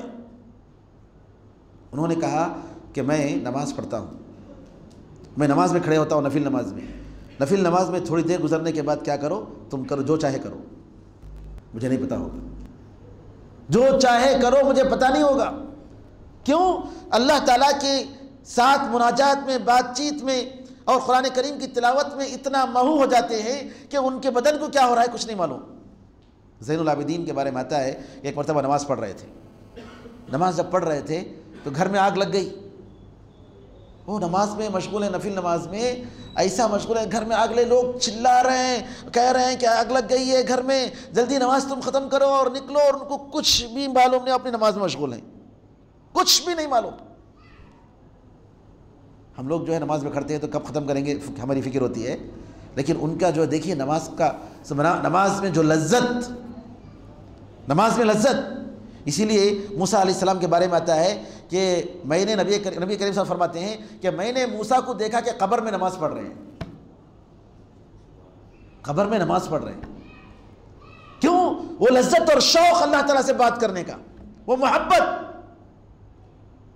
اللہ تعالیٰ کی نماز میں وہ لذت مل رہی ہے، سبحان اللہ، کہ جو ہے دنیا کی کسی چیز میں۔ اور بعض نے سلف نے کہا کہ اگر رات کی نماز پڑھنے کی جو لذت ہے اللہ تعالیٰ ہمیں اور آپ کو نصیب فرمائے، وہ لذت اگر لذت کا احساس ہمیں نہیں ہوتی، وہ لذت جو مل رہی ہے وہ چیز نہ ہوتی، اور اسی طریقے سے سخت دھوپ میں نفل روزہ رکھنے میں جو مزہ ملتا ہے، اگر یہ دو مزہ نہیں ہوتا تو میں دنیا میں زندہ رہنے کی تمنا نہیں کرتا، دنیا میں زندہ رہنے کی میں تمنا نہیں کرتا۔ لیکن یہ دو لذتیں ایسی ہیں کہ سبحان اللہ، سخت دھوپ میں نفل روزہ اور سخت کڑاکے کی سردی میں اللہ کے لیے تہجد قیام لیل کرنا، سبحان اللہ، کیسے کیسے لوگ گزرے ہیں میرے بھائیوں، ذرا تصور کیجئے۔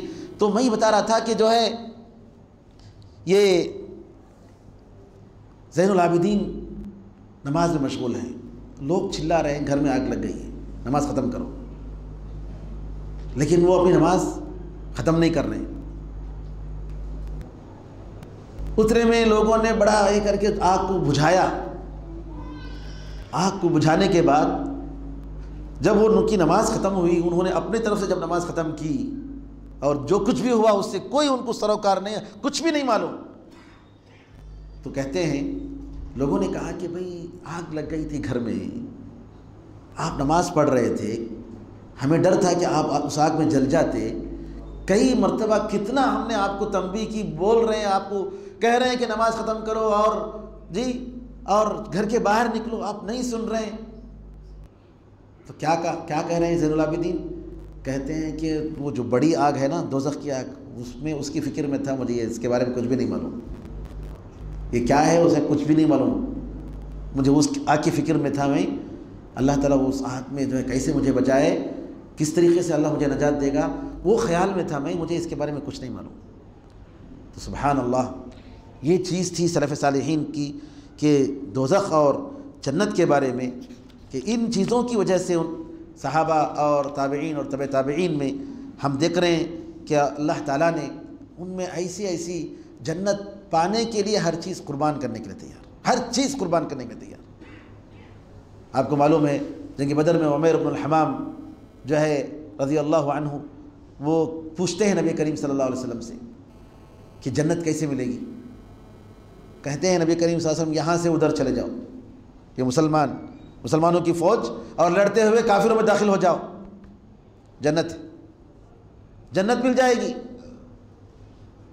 اچھا سن کر جو ہے ان کے تیرکش جو تیر رکھنے کی جگہ ہے اس میں کچھ کھجورے رکھے ہوئے تھے، اٹھائے اور کھا رہے تھے، کھاتے ہوئے کہا کہ میں یہ کھاتے تک جنت میں جانے میں دیر ہو جائے گی، میں یہ کھاتے تک، یہ کھجور کھاتے تک جنت جانے میں دیر ہو جائے گی، پھینکو کھجور کو، گئے اور لڑے اور شہید ہو گئے، سبحان اللہ۔ تو یہ جو صحابہ رضی اللہ عنہم اجمعین، تابعین، تبع تابعین، سلف صالحین میں جو چیز تھی وہ جنت اور آخرت کا تصور، وہ ایمان، ہمیشہ صبح و شام اسی کی فکر کہ جنت کیسے ملے اور دوزخ سے کیسے بچ جاؤں، یہ بڑا ٹارگٹ تھا ان کی زندگی کا۔ تو جنت کے بارے میں آئیے کہ جنت کے بارے میں ہم جو بھی بتائیں کم ہے۔ بہرحال قرآن کریم میں اللہ تعالیٰ نے جنت کے بارے میں بہت ساری صفتیں بتائیں، اس میں ان کے ندیاں جو ہوں گی، کہ جنت میں ندیاں ہوں گی، 4 ندیاں بتائیں اللہ تعالیٰ نے، کہ پانی کی ندی جو کبھی سڑنے والا نہیں، پھر اس کے بعد دودھ دودھ کی ندیاں ہوں گی جس کا مزہ کبھی نہیں بدلے گا۔ دیکھیے اللہ تعالیٰ نے قرآن میں ایک ایک چیز کے ساتھ اس کی جو خرابی ہے دنیا میں اس کو ذکر کیا۔ پانی خراب ہو جاتا ہے، دودھ خراب ہو جاتا ہے، مزہ بدل جاتا ہے، اور شراب کی ندیاں ہوں گی جس میں لذت ہی لذت ہوگی، اور شہد، پاک شہد، عسل مصفا، پاک شہد، اس کی ندیاں ہوں گی، اللہ تعالیٰ نے قرآن کریم میں فرمایا۔ اور اسی طریقے سے جنتیوں کا جو کھانا ہوگا، میوے جو ہوں گے، جو پھل ہوں گے، جو گوشت ہوں گے، ہر قسم کے، اللہ تعالیٰ کہتا ہے کہ ہم ان کو ایسے پھل دیں گے اور ایسے گوشت دیں گے جو وہ چاہیں گے۔ یتنازعون فیہا کأسا لا لغو فیہا ولا تأثیم، ایک دوسرے جیسے ایک پیتے ہوئے کھاتے ہوئے کو سا کمپٹیشن کرتے ہیں، چلو میں لیتا ہوں آپ لیتے ہیں، لیکن اس میں کسی قسم کی لغو کی بات نہیں ہوگی، دشمنی کی بات نہیں ہوگی، اور کسی کے کینے کپٹ کی بات نہیں ہوگی، لیکن مومن آپس میں ایک دوسرے کے ساتھ کھیل مذاق بھی کریں گے۔ اور اسی طریقے سے اللہ تعالیٰ ایسا شراب پلائے گا جس پر سیل لگایا ہوگا، اور کیسے سیل، مشک کا سیل، اتنا بہترین، اور جس کی وجہ سے ایک انسان کے عقل میں کوئی خرابی نہیں آئے گی، کوئی بدبو نہیں آئے گی، کوئی بیماری نہیں آئے گی۔ جنت میں جو برتنیں ہوں گی وہ کیسے برتن؟ سونے کے برتن، یطاف علیہم بصحاف من ذہب واکواب، اور ایسے پیالے سونے کے، چاندی کے، اور جنت میں کام کرنے والے، خدمت کرنے والے، پیش کرنے والے اتنے بہترین بچے ہوں گے جو ہمیشہ ہمیشہ کے رہنے والے بچے، خوبصورت بچے۔ جنتیوں کا لباس سونا، چاندی، اور اسی طریقے سے کپڑے، ان کے ریشم کے کپڑے، موٹے ریشم کے بنے ہوئے، نرم ریشم کے بنے ہوئے، ہر قسم کے کپڑے اللہ تعالیٰ ان کو، سندس اور استبرق اللہ تعالیٰ ان کو عطا فرمائے گا۔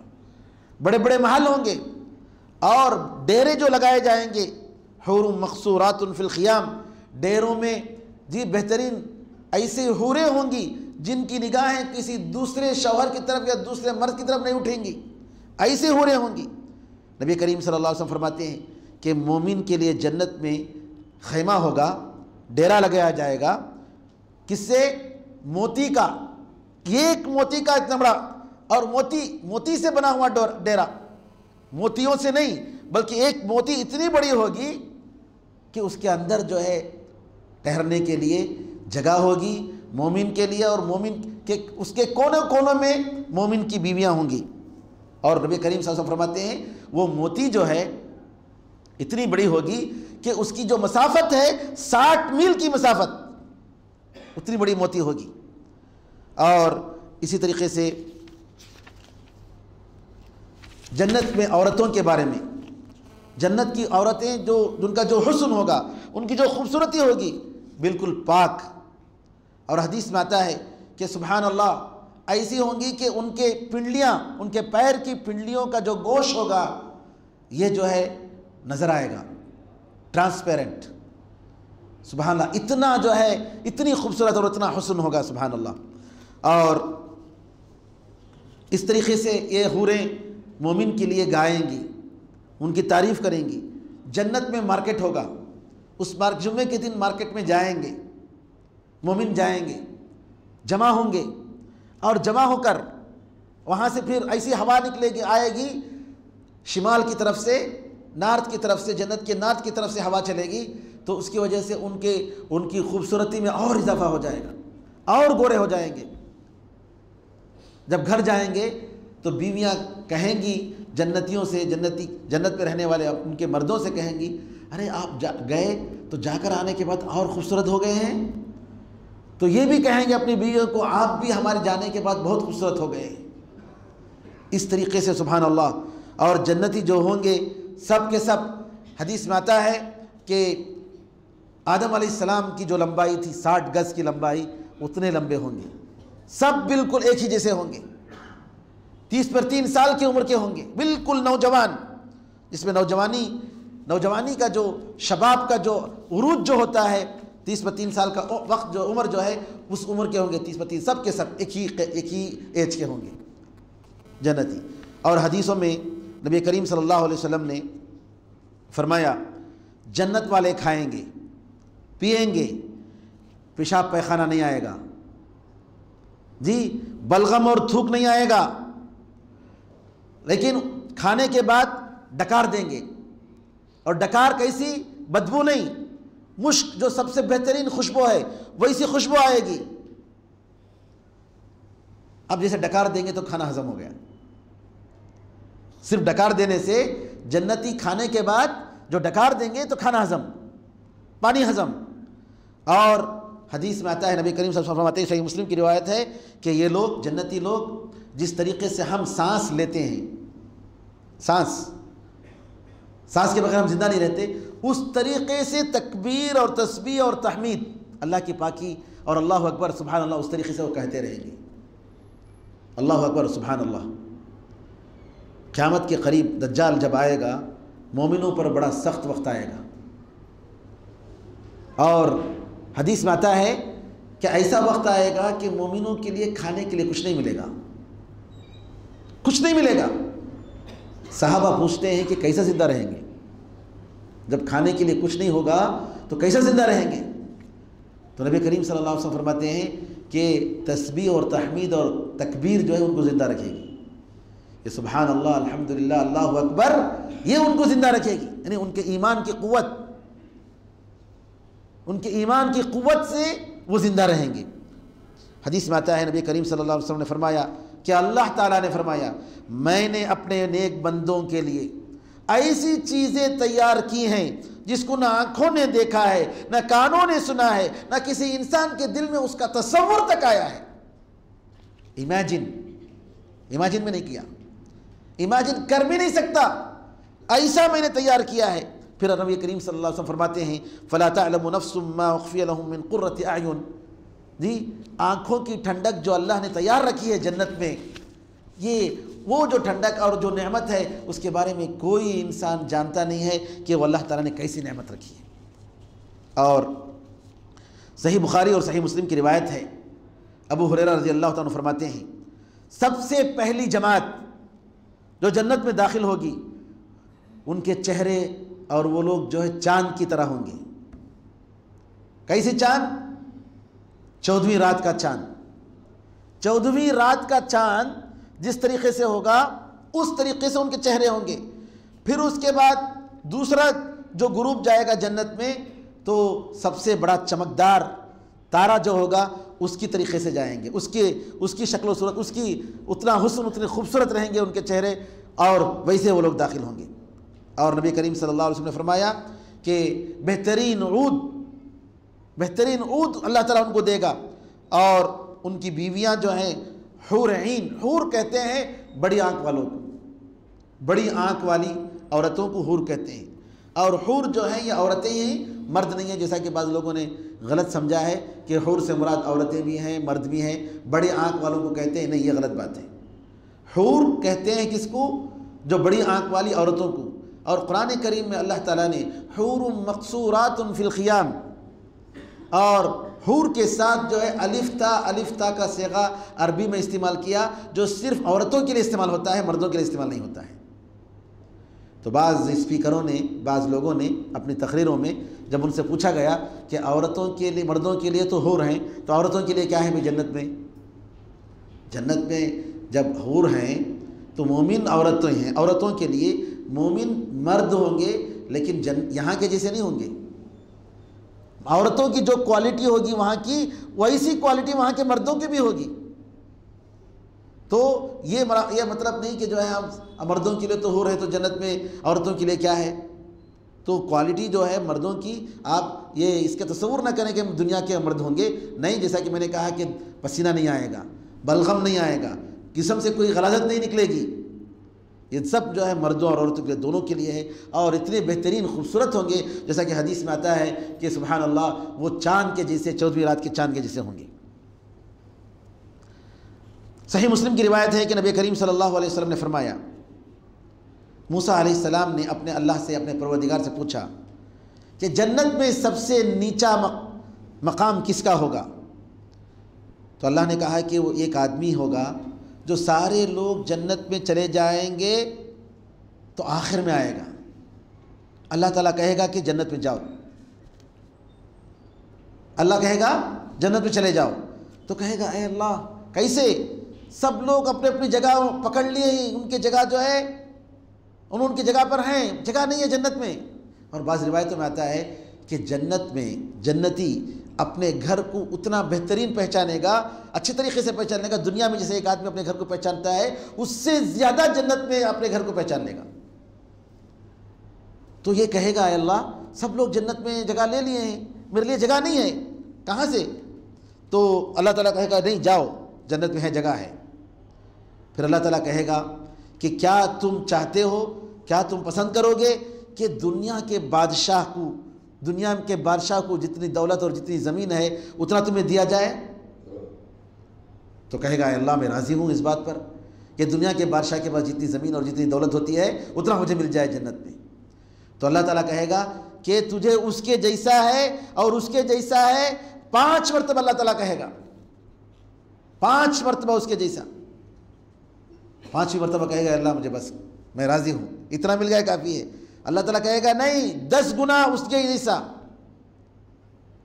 دنیا کے ایک بادشاہ کے لیے جتنا ہوگا اس سے 10 گنا زیادہ۔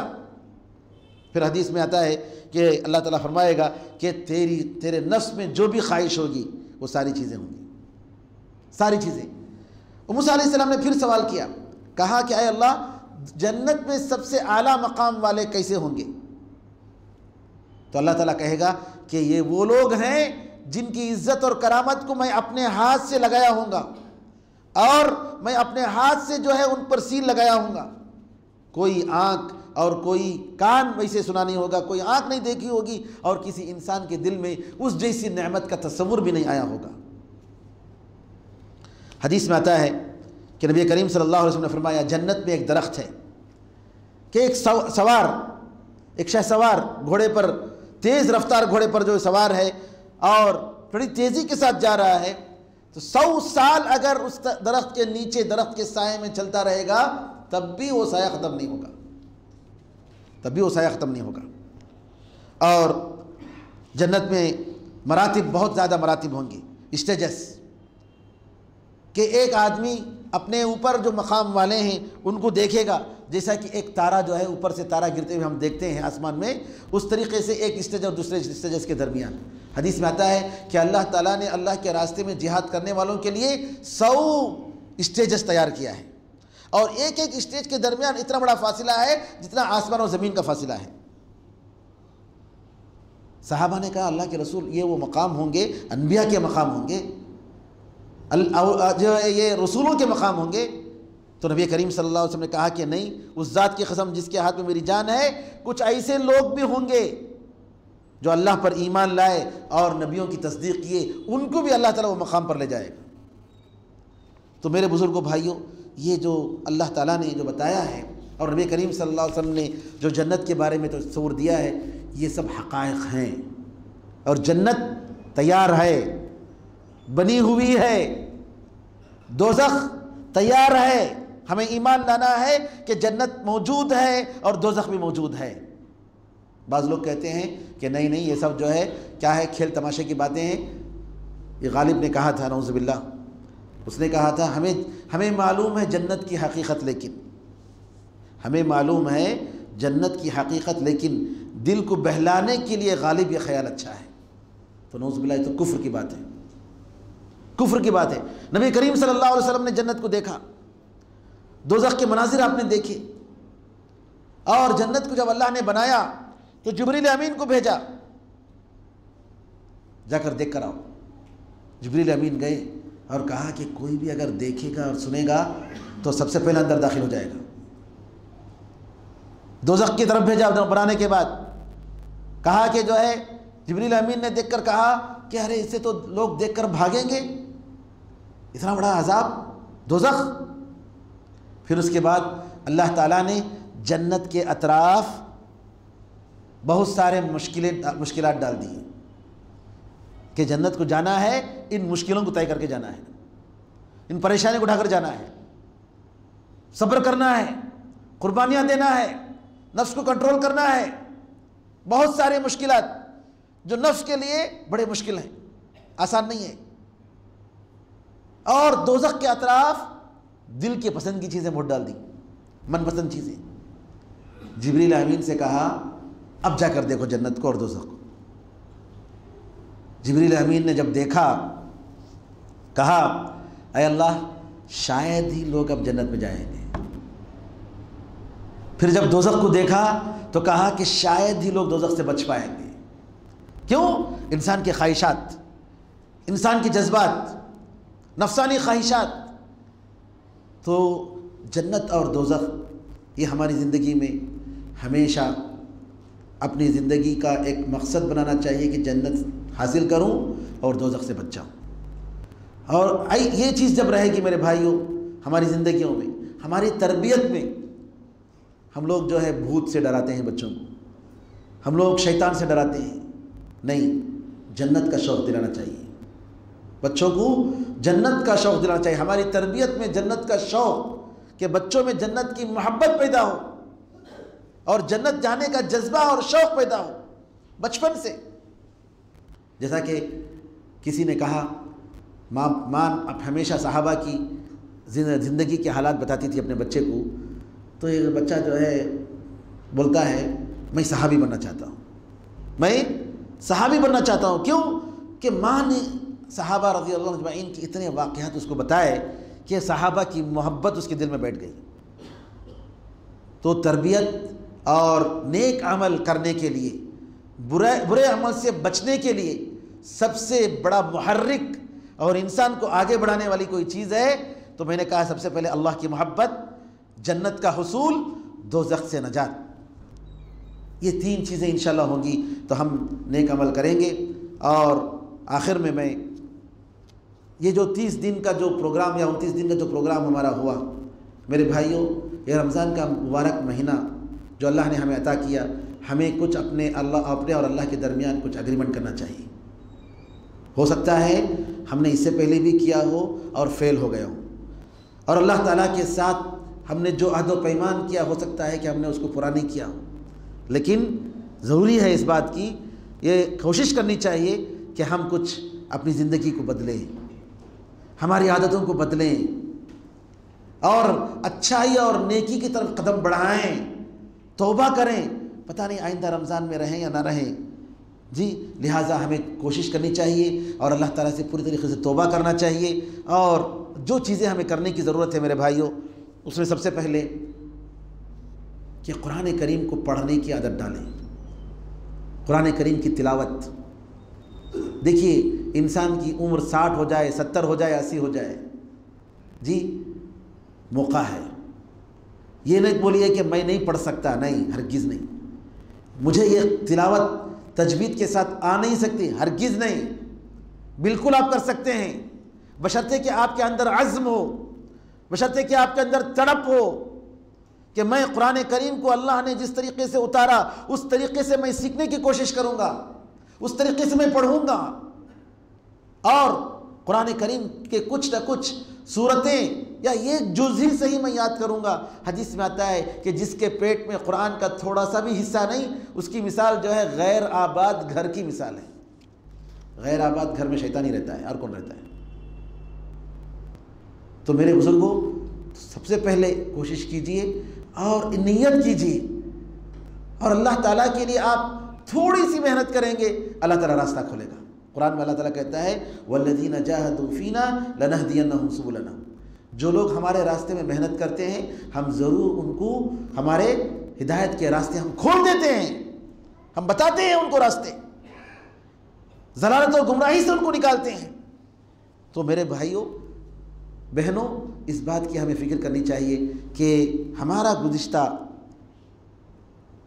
گزشتہ زندگی، گزشتہ ہمارے ایام، ہمارے شب و روز رمضان میں بدلیں، اور اس رمضان کے بعد بھی ایسا نہ ہو کہ رمضان کے مہینے تک یہ چیزیں رہیں اور رمضان ختم ہوتے ہی ہم دوبارہ نعوذ باللہ اپنے گناہوں کی طرف پلٹ جائیں۔ نہیں، یہ ذکر و اذکار، یہ خدا جو رمضان کا ہے وہ ہمیشہ کا ہے، بلکہ حدیث میں آتا ہے ہر رات اللہ تعالیٰ تیسرے حصے میں کہتا ہے کوئی بندہ جو مجھ سے معافی مانگے، ہے کوئی بندہ جو مجھ سے مغفرت طلب کرے، ہے کوئی بندہ جو مجھ سے اپنی حاجت مانگے میں اس کو دوں؟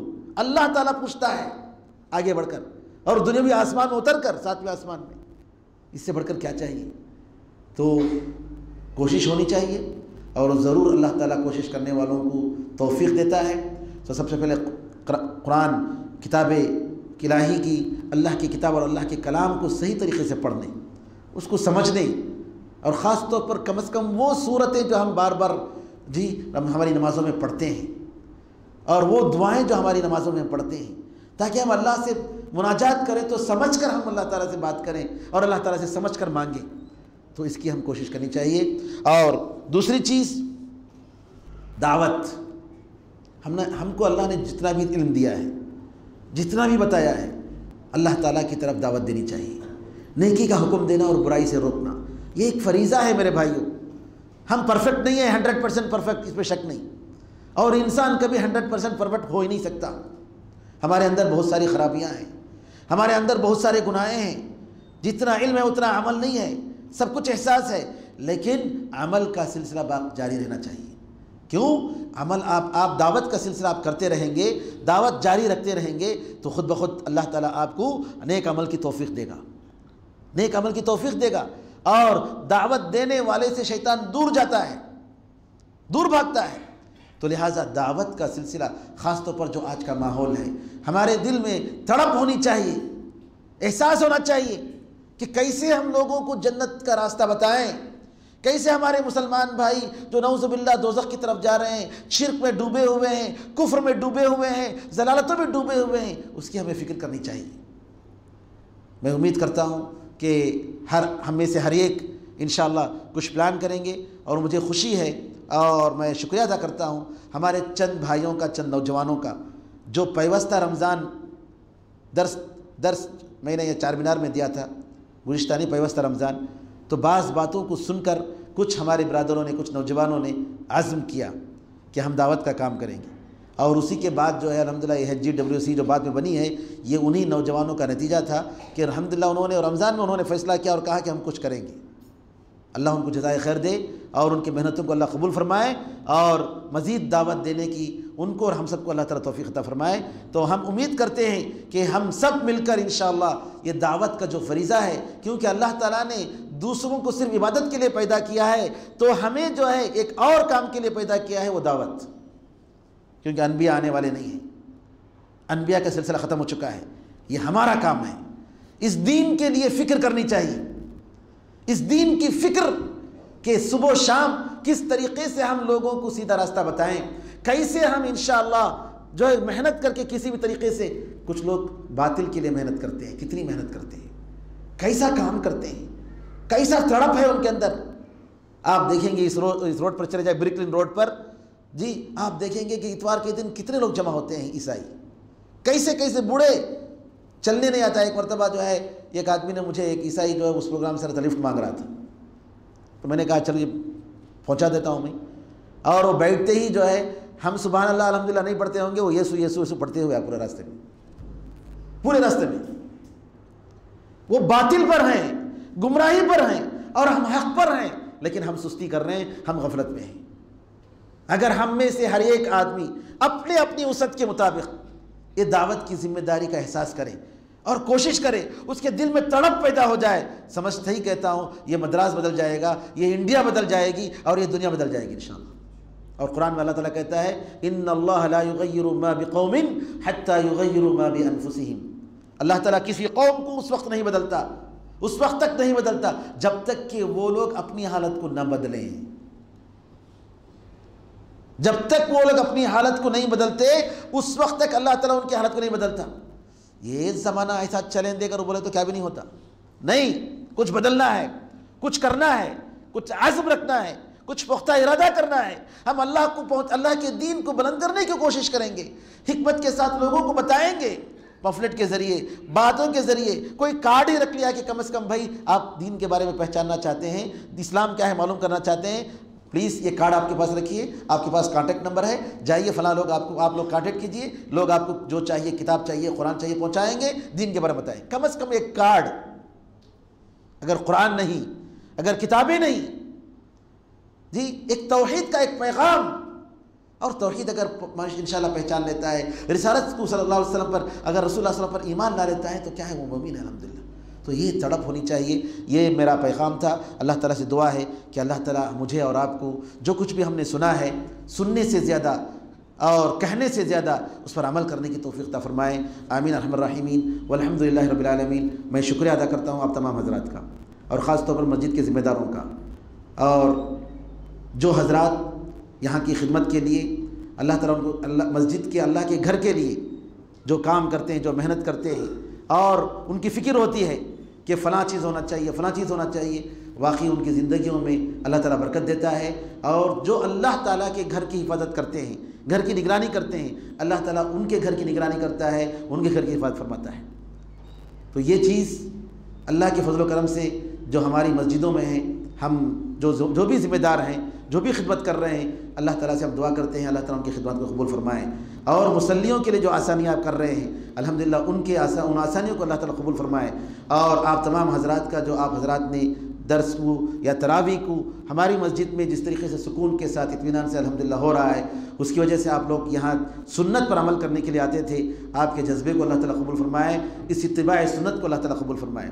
اسی طریقے سے میں ان تمام حضرات کا، آپ لوگ کم ہیں، آٹے میں نمک کے برابر ہیں، لیکن انشاءاللہ آپ کی عبادت، آپ کے صدقات و خیرات اور آپ کی دعائیں جی اللہ تعالیٰ ضرور قبول فرمائے گا، کیونکہ یہ وہ جماعت ہے جو حق پر ہے، جو نبی کریم صلی اللہ علیہ وسلم اور صحابہ کے راستے پر ہے جی، جس میں کسی قسم کی بدعت نہیں، جنہوں نے رسول اللہ صلی اللہ علیہ وسلم کے علاوہ کسی ایک اور انسان کو جی ہدف بنا کر یہ نہیں کہا کہ میں دین سمجھوں گا تو اس ایک انسان کے ذریعے سمجھوں گا، میں کسی اور کے ذریعے نہیں سمجھوں گا۔ نہیں، ہم نے رسول اللہ صلی اللہ علیہ وسلم کو سب سے بڑا امام مانا ہے، اور رسول اللہ صلی اللہ علیہ وسلم کے ساتھیوں کو، ان کے شاگردوں کو اپنی سب سے بڑی جماعت ہم نے تصور کیا ہے، اور ہم نے یہ کہا ہے کہ وہ جماعت، ان کے اندر جو ایمان تھا، ان کے اندر جو اخلاق تھا، ان کے اندر جو عمل تھا، اس کو ہم اپنانے کی کوشش کریں گے، اور اسی کی دعوت کو ہم پہنچانے کی کوشش کریں گے۔ بعد میں لوگوں نے جو بنا لیا ہے جی، چاہے وہ 100 سال کے بعد ہو صحابہ کے بعد، چاہے وہ 1000 سال کے بعد ہو، ہم ان چیزوں کو نہیں لیں گے، یہ ہمارے دین میں نہیں ہے۔ نبی کریم صلی اللہ علیہ وسلم نے صاف کہہ دیا ہے کہ ہمارے دین میں جو چیز نئی چیزوں کو لاتا ہے اس کو رد کر دیں گے۔ اور خاص طور پر جو حضرات مدرسوں کے لیے جو بھی اعلانات یہاں ہوتے تھے 29 دن 29 رات، ان لبیک کرتے ہوئے اللہ تعالیٰ کے لیے انہوں نے صدقات و خیرات کیا، ہم ان کے لیے دعا کرتے ہیں اللہ تعالیٰ ان کے مالوں میں، ان کی تجارتوں میں، ان کی زندگیوں میں، ان کے اہل و عیال اور ان کے والدین، ان سب کی زندگیوں میں جو بھی زندہ اللہ برکت عطا فرمائے، اور جو مر چکے ہیں اللہ تعالیٰ ان کو جنت نصیب فرمائے، اور جو بیمار ہیں اللہ تعالیٰ ان کو جلد از جلد شفا کامل اور شفا عاجل عطا فرمائے، اللہ تعالیٰ ان کے جائز خواہشات کو پوری فرمائے، اور اللہ تعالیٰ ہمیں اور آپ کو اپنی جنت الفردوس میں اللہ تعالیٰ جمع فرمائے، آمین ارحم الراحمین، الحمدللہ رب العالمین، وصلی اللہ وسلم علی نبینا محمد وعلی آلہ وصحبہ اجمعین۔ اب درس ختم ہوا ہے، سوال جواب کا